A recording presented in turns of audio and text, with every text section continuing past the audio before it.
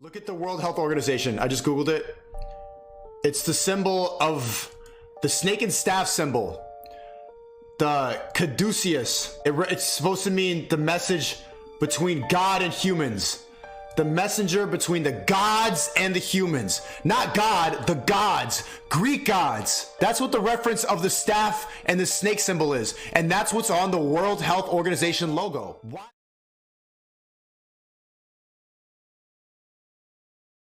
I have a bill that pulls us out of the World Health Organization. I would encourage all of my colleagues to sign it.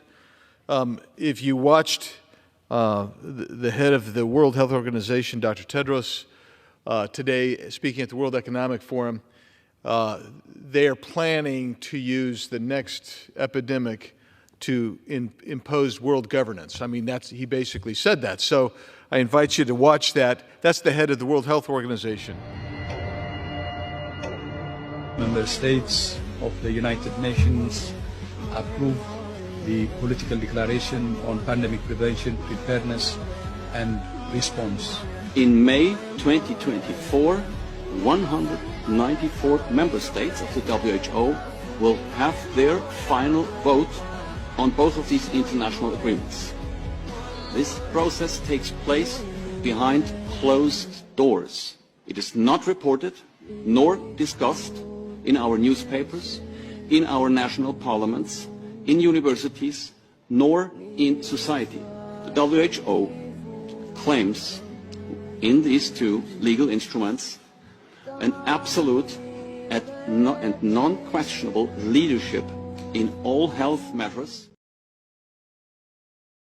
We're undergoing a soft coup, and the idea is to create a whole new set of laws and ignore the existing human rights laws and other laws under the pretext of pandemic preparedness and the biosecurity agenda.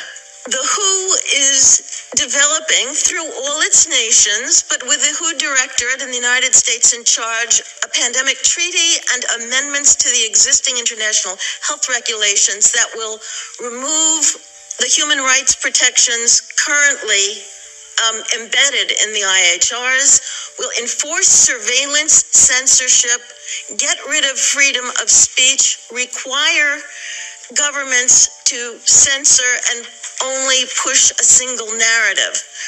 Also, we will be subject, if they can make this work, to vaccines developed in 100 days, which the organization CEPI is planning to do.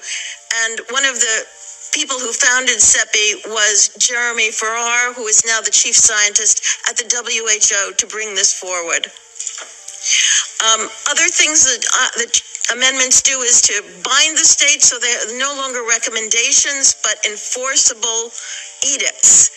Provide a liability shield, get rid of intellectual property rights, move supplies from one country to another, enforce digital passports, and the Director General of WHO can demand that a pandemic or a potential pandemic exists. He can just declare it with no standards, and then countries around the world will have to obey. Also, the WHO will tell you what drugs you can and can't use in your nation once a pandemic is declared. Obviously, the budget will increase. One Health is another part of this. One Health is a concept that was created to enable the WHO, with these documents, to take over jurisdiction of everything in the world by saying that climate change, animals, plants, water systems, ecosystems are all central to health. Also embedded in this concept is a peculiar notion that humans are no longer of greater value than animals.